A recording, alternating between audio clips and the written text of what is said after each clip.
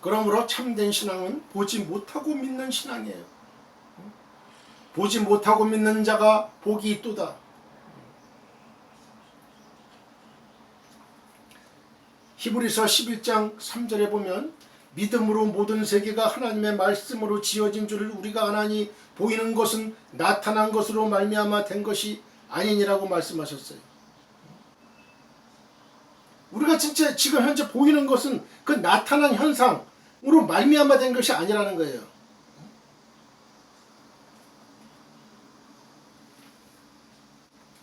베드로전서 1장 8절에는 예수를 너희가 보지 못하였으나 사랑하는도다. 이제는 보지 못하나 믿고 말할 수 없는 영광스러운 즐거움으로 기뻐하니라고 하셨어요. 우리가 그렇잖아요. 우리가 예수를 보지 못했어요. 육안으로 보지 못했어요. 그러나 예수님을 사랑합니다. 보지 못하나 믿고 말할 수 없는 영광스러운 즐거움으로 우린 기뻐하고 있어요. 또한 예수님께서 이게 보지 못한다고 느끼지 못하는 게 아니잖아요. 성령님이 우리 안에 계셔서 우리가 느낄 수가 있어요. 예수님의 영, 그리스도의 영, 성령님을 우리가 모시고 있거든요. 우리 몸이 성전이에요. 성전. 성전 안에 하나님이 계신 거예요. 성령 하나님이 계신 거예요. 우리가 예수를 구주로 믿고 영접하고 그분을 하나님의 아들로 믿고 영접하면 성령께서 내재해 계시는 거예요. 성령께서 오시는 거예요. 내 몸에, 성전인 내 몸에 하나님이 오시는 거예요. 영으로 오시는 거예요. 영으로. 또한 예수님께서 부활하신 후에 의심하던 도마에게 말씀하시기를 너는 나를 본고로 믿느냐 보지 못하고 믿는 자들은 복되도다. 요한복음 20장 19절 이렇게 말씀하셨잖아요. 그죠? 그러면 우리도 믿을 바에는 보이는 세계를 믿는 시시한 사람들이 아니라 믿을 바에는 보지 못하고 믿는 차원 높은 신앙의 경지에 들어가야 될 줄로 믿습니다. 이렇게 보지 못하고도 확실히 믿는 신앙이 아니고서는 이 시대를 이길 만한 믿음을 가졌다고 말할 수가 없는 거예요. 그러므로 지금은 예수님이 우리의 눈에 보이지 않는 시대예요. 승천하실 때의 구름이 저희를 가리운 다음부터는 예수님이 보이지 않게 되었어요. 그러나 주님은 하늘에 살아계셔서 하나님 보좌 우편에 저와 여러분을 위하여 기도하고 계시는 것을 믿으시기를 바라요. 우리를 위해서 중보기도 하시고 계세요. 지금 또한 그 예수님께서 보혜사 성령으로 우리와 함께 하시고 우리를 사망의 골짜기에서 건져주시며 도와주시다가 마지막 심판날에 대심판주로 오시는 거예요. 그래서 세상을 심판하실 주님인 걸 믿으시길 바랍니다. 그런데 이렇게 보지 못하고 믿는 자가 복이 있다고 했는데 우리의 신앙들은 너무나 한심스러울 때가 많아요. 왜 그래요? 보이는 세계 때문에 아침에는 예수를 믿었다가 저녁에는 믿지 않고, 그죠? 우리가 예배당에 올 때에는 하나님이 살아계신 것 같아요. 하나님이 계신 것 같아요. 그러나 예배당을 딱 떠나면 하나님이 없는 거예요. 하나님이 없는 거예요. 그러니까 이제 초보 신앙들은 그래요. 초보 신자들은. 하나님은 예배당 안에도 계시지만 예배당 밖에도 계시는 거예요. 항상 하나님은 내 안에 계셔요. 내 마음 안에 이미 성령께서 내주해 계시는 거예요. 내재해 계시는 거예요. 그래서 이 성령께서 말씀하시는 거 항상 들을 줄 알아야 돼요.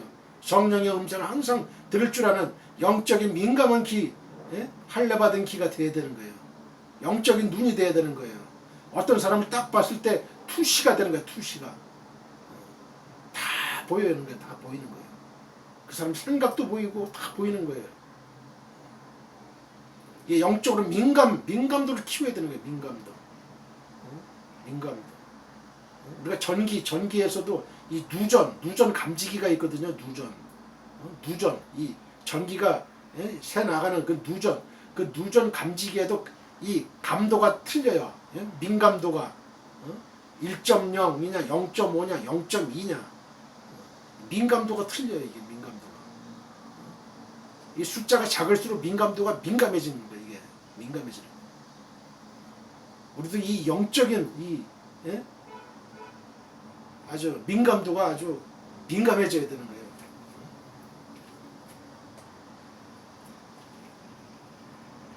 아침엔 예수 믿었다가 저녁엔 믿지 않고, 모양은 경건의 모양이 있어서 믿는 것 같지만 그 속심령은 믿지 않고 경건의 능력을 다 잃어버릴 경우가 많아요. 그야말로 믿음에 있어서는 실족함이 없어야 될 터인데 너무나도 실족함이 많으니 믿음의 맛은 보지 못하고 살아가게 되는 거예요. 우리가 예수를 믿어도 이 믿음의 맛을 느끼면서 살아가야 돼요. 천국을 느끼면서 살아가야 돼요. 그럼 얼마나 재밌고 얼마나 하늘에 평안이 오고 얼마나 기쁜지 몰라요. 그 즐거움을 느끼면서 즐거움을 만끽하면서 살아야 되는 그런 크리스찬인들이 돼야 되는 거예요. 다 항상 하나님과 기도함으로써 묵상으로 기도하고 묵상으로 하나님과 늘 교통하고 성령과 교통하고 늘 24시간 깨어있는 신앙, 깨어있는 기도에 그런 신앙인이 돼야 되는 거예요. 그러면 이 세상 것이 근접을 못하는 거예요. 근접을 못하는 거예요. 근접을 못하는 거예요. 틈을 안 주니까. 이 믿음의 맛을 보고 살아야 되는데 너무나 많은 글쎄 90% 이상의 성도들이 이 믿음의 맛을 보고 살지 못하는 게 안타깝다는 거죠. 한국교회에. 이 한국교회에 이 신앙을, 믿음을 가져야 되는 거예요. 믿음을 심어줘야 되는 거예요. 우리가 내 몸 안에, 내 몸이 성전이에요. 하나님 계신 성전. 이 내 몸 안에, 성전인 내 몸 안에 성령이 내재해 계시는 거를, 이거를 가르쳐 줘야 되는 거예요. 이걸 가르쳐 줘야 돼요. 이걸 느끼게 해줘야 돼요. 그런데 엉뚱한 말만 하고 있다가 엉뚱한 말만 그런 사람은 세상이 어떤 유혹이 와도 지금 우리 다 물리칠 수가 있어요. 하나님 말씀으로 물리칠 수가 있고요. 성령께서 하나님 말씀을 생각나게 해주신다고요. 일당 100이 아니라 일당 100만, 일당 1000만도 되는 거예요. 일당 100억 명도 되는 거예요. 이런 사람은 아무도 건드리지 못해요. 자꾸 육적인 크리스찬으로만 자꾸 양성하는 거예요. 자꾸. 그 설교자의 설교 내용이 어떤 설교 내용이냐? 주님의 부활과 재림을 증거하는 내용이냐? 여기에 포커스가 맞춰져야 돼요. 포커스가 맞춰져야 되는 거예요.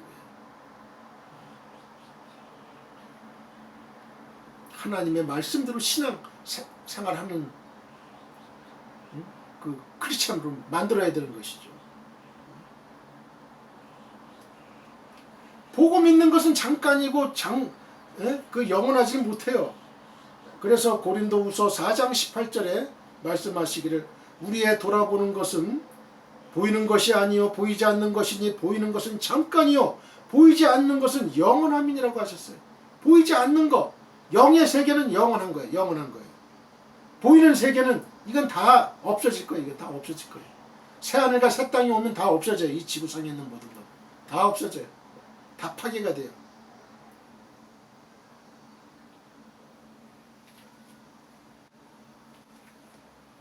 그러므로 우리는 주님이 눈에 보이지 않지만 확실히 살아계시다는 사실을 우리는 인정할 줄 알고 믿어야 되는 거예요. 그래서 우리 주님은 보이지 않지만 능력이 강하시고 주님은 보이지 않지만 우주와 인류 역사의 흥망성쇠를 주장하시는 사실을 믿어야 돼요. 우리가 구약 역사를 보더라도 그렇죠. 이스라엘이 우상 숭배하고 범죄하고 하나님을 저버리고 할 때 어때요? 하나님께서 이웃의 모압과 암몬과 블레셋과 애굽과 바벨론과 아수르와 아말렉 이런 하여튼 이방 민족들로 하여금 들어가지고 바사 페르시아 들어가지고 이스라엘을 침공하고 빼앗고 죽이고 부녀자도 죽이고 욕을 당하게 하고 포로로 끌려가게 하고 수치를 당하게 하고 하는 거예요. 하나님을 떠나서는 나라도 빼앗겨. 또 내 처자도 다 빼앗기는 거예요. 다 빼앗기는 거예요. 전쟁에서 포로가 되면 처자가 뭐가 내가 지킬 힘이 없는 거래요. 다 그냥 적장한테 다 넘어가는 거예요. 그게 내 재산이요? 내 명예, 내 권력 다 넘어가는 거예요. 다 넘어가는 거예요. 마귀에게 다 넘겨가는 거예요. 다 넘기는 거예요.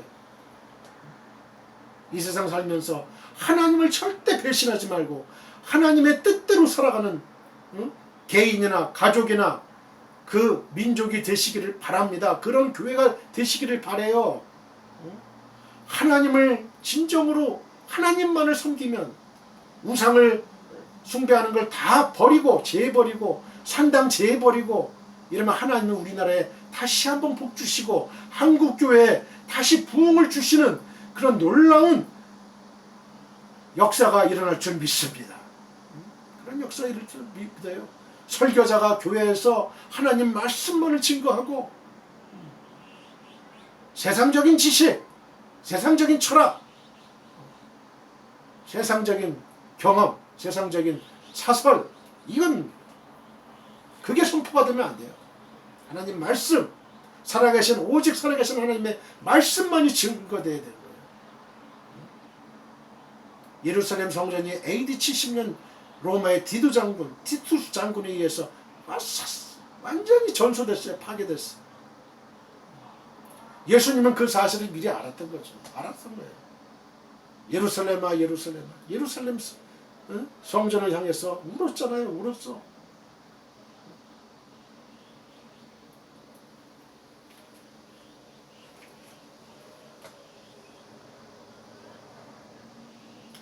하나님 예수님만이 우주와 인류 역사의 흥망성쇠를 주장한다는 사실을 알아야 되는 거예요. 역사를 주관하시는 하나님이라는 제목으로 제가 쭉 지금 이어져 내려오고 있잖아요. 원어 성경 강해와 함께 요한계시록을 강의했잖아요.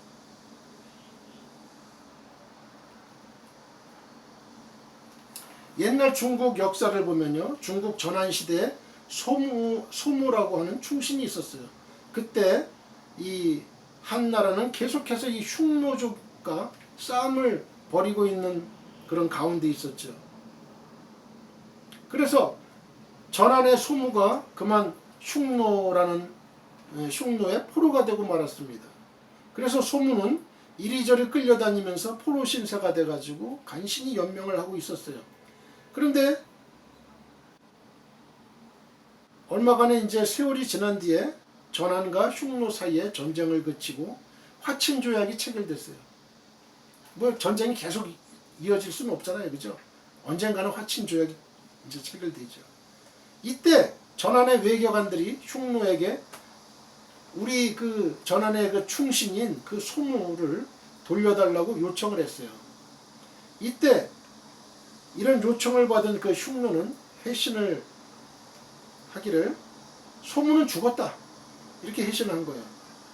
그러니까 뭐 전환에서는 진짜 그 소무가 죽은 줄로만 알았죠.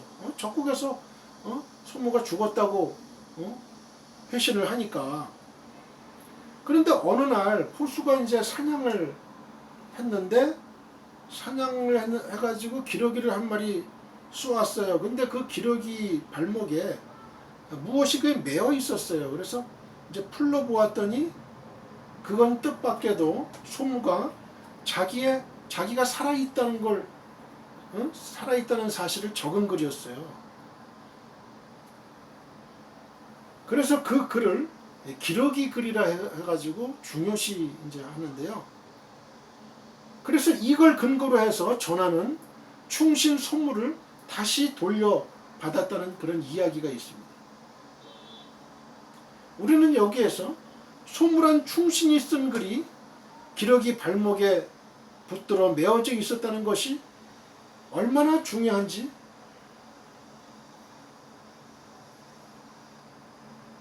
알 수가 있죠. 그죠? 전한이란 나라에서 이 소무는 눈에 보이지를 않았어요. 그죠?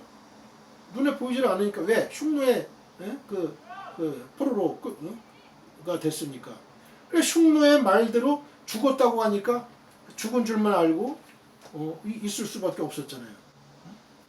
그런데 이 기러기 발에 메어있던 그 편지 한 장이 그 소무가 살아있다는 그 진상을 밝혀진 증거물이 된 것이죠. 그래서 그 소무를 다시 돌려받았다는 그런 이야기가 있어요.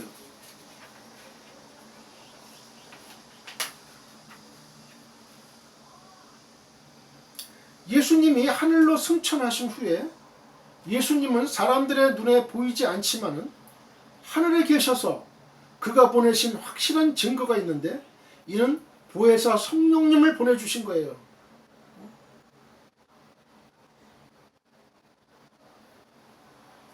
확실한 증거, 이 소모가 살아있다는 확실한 증거, 그 기러기 발에 묶여있던 그 편지. 근데 예수님은 하늘로 승천하신 후에 사람들이 눈에 보이지가 않아요. 하늘 보좌 우편에 앉아 계시는데, 예수님이 그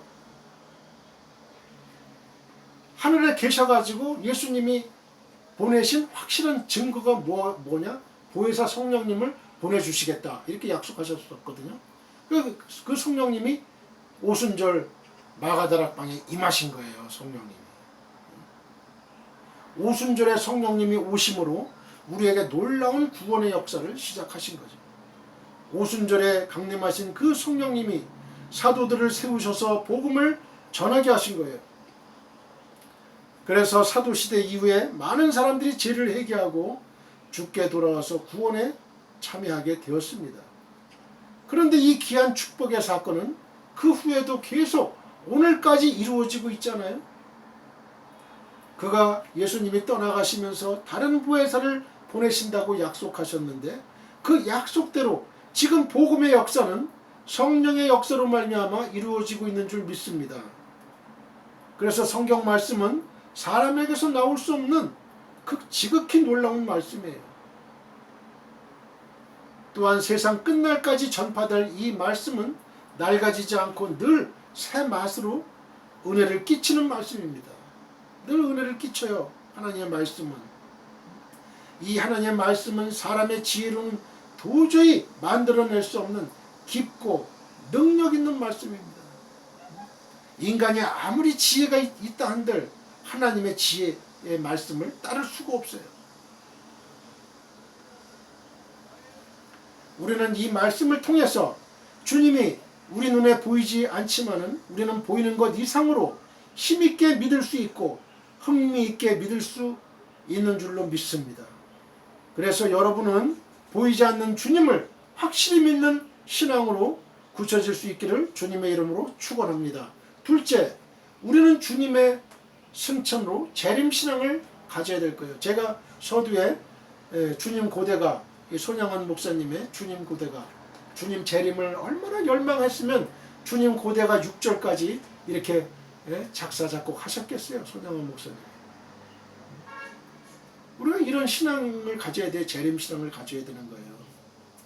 성경학자들이 성경을 다 조사한 결과 주님의 초림에 대한 말씀은 400회 정도 된대요. 근데 예수 재림에 대한 말씀은 1518회나 기록하고 있다고 합니다. 약 한 446, 한 4배가 되는 거죠. 4배. 초림에 비해서 재림의 약속은 4배나 돼요. 4배나 되는 1518회나 기록되어 있다고 해요. 이 얼마나 주님의 재림에 대해서 중복적으로 약속하신 말씀입니까? 신구약 성경은 주님의 재림에 대하여 얼마나 많이 강조하고 있는지 알 수가 없어요. 진정 주님의 재림이야말로 하나님이 그의 구원 사업을 완성하시는 마지막 그 파트가 되는 거예요. 마지막 파트. 마지막 퍼즐이 되는 거예요. 또 다른 말로 말하면 주님의 재림은 하나님의 진실성을 본격적으로 나타내시는 일이기도 합니다. 그러므로 우리 주 예수님께서 재림하시면 모든 성도들의 영육간의 구원을 완성시켜 주시는 거예요. 우리 주님이 재림하시면 부활하잖아요. 부활하는 거예요. 영과 육이 같이 부활해서 예수님의 그 부활체가 되는 거죠. 신령한 몸을 입는 거예요. 모든 악한 세력은 다 멸하시고 심판하심으로 그의 진실성을 나타내실 거예요. 그래서 성경은 재림신앙을 강조하고 있어요. 사도 바울은 데살로니가 교회 성도들의 신앙을 칭찬하셨는데 무엇보다 그들의 재림 신앙을 칭찬하셨어요. 데살로니가전서 1장 10절.